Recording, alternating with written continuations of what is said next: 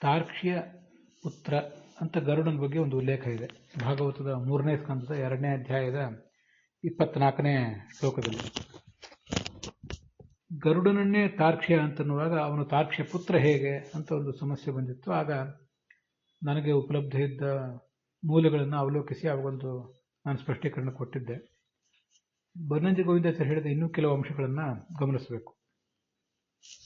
ಹೀಗೊಂದು ಊಹೆಯನ್ನು ಅವರು ಕೂಡ ಮಾಡಿದ್ದಾರೆ. ತೃಕ್ಷಗತವು ಅಂತ ಧಾತು ಇದೆ. ತೃಕ್ಷ ಅಂತ ಧಾತು ಅದು ವೈಯಾಕರಣ ಸಿದ್ಧಾಂತ ಕೌಮುದಿಯಲ್ಲಿ ಧಾತು ಸಂಖ್ಯೆ 660. ವಾದಿಗಣ ಸಕರ್ಮಕ ಧಾತು. ತೃಕ್ಷತಿ ಪರತತ್ವವನ್ನು ಯಾರು ತಿಳಿಯಬಲ್ಲವನು ಅವನು ತೃಕ್ಷ, ಮರೀಚಿ, ಬ್ರಹ್ಮನ ಮಗನಾದ ಮರೀಚಿ. ಅವನನ್ನೇ ತಾರುಕ್ಷ ಅಂತನೂ ಕೆಲವು ಕಡೆ ಹೇಳಿರುವ ಸಾಧ್ಯತೆ ಇದೆ ಅಂತಾರೆ ಅವರು.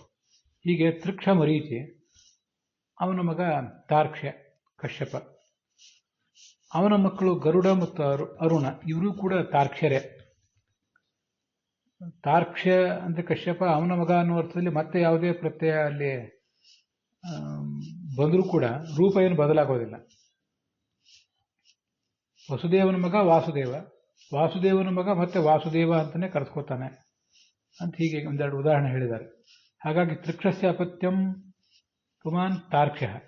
ತಾರ್ಕ್ಷ್ಯ ಅಂದ್ರೆ ಕಶ್ಯಪ ಆಯಿತು. ಆ ಕಶ್ಯಪನ ಮಕ್ಕಳೇ ಗರುಡ ಮತ್ತು ಅರುಣ. ಅದರಿಂದ ತಾರ್ಕ್ಷ್ಯ ಪುತ್ರ ಅಂತ ಗರುಡನನ್ನು ಹೇಳಿರುವುದು ಉಚಿತವಾಗಿದೆ ಅಂತ ಅವರು ಅಭಿಪ್ರಾಯ ಪಡ್ತಾರೆ.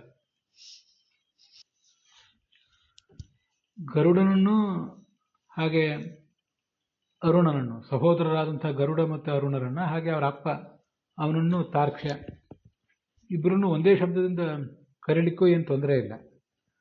ಅದಕ್ಕೆ ಕಾರಣ ಏನಂದ್ರೆ ರಘುವಿನ ವಂಶದಲ್ಲಿ ಬಂದವರೆಲ್ಲರೂ ರಾಘವರೇ. ದಶರಥನೂ ರಾಘವನೇ, ಅವನ ಮಗನಾದ ರಾಮನೂ ರಾಘವನೇ. ಹೀಗಾಗಿ ರಾಮನನ್ನ ರಾಘವ ಅಂತ ಹೇಳಬಹುದು. ಮತ್ತೆ ರಾಘವನ ಅಂದ್ರೆ ದಶರಥ ಅವನ ಮಗನಾದ್ದರಿಂದ ಅವನ ರಾಘವ ಪುತ್ರ ಅಂತಲೂ ಹೇಳಬಹುದು. ಇವು ನನ್ನ ಕೆಲವು ಊಹೆಗಳು.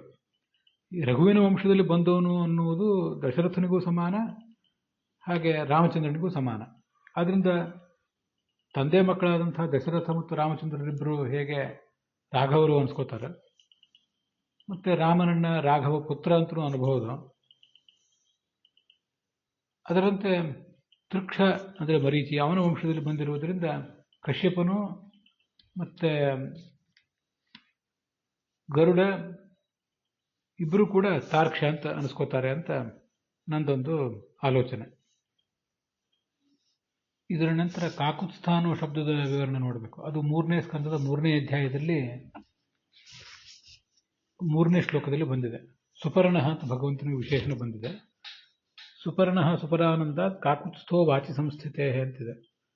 ಮೂಲ ಭಾಗವತ ಶ್ಲೋಕದಲ್ಲಿರುವುದು ಸುಪರ್ಣ ಅಂತ ಶಬ್ದ. ಅದಕ್ಕೆ ಗರುಡ ಅಂತ ಅರ್ಥ ಅಲ್ಲ. ಸುಪರ್ಣ ಅಂದ್ರೆ ಸುಶ್ರೇಷ್ಠವಾದ, ಅತ್ಯಂತ ಪರಶ್ರೇಷ್ಠವಾದ ಆನಂದ ಇದ್ದವನು. ಕಾಕುತ್ಸ್ಥ ಅಂದ್ರೆ ವಾಕ್ಯನಲ್ಲಿರುವ ಭಗವಂತನ ರೂಪಕ್ಕೆ ಹೆಸರು ಅಂತ ಬಂದಿದೆ.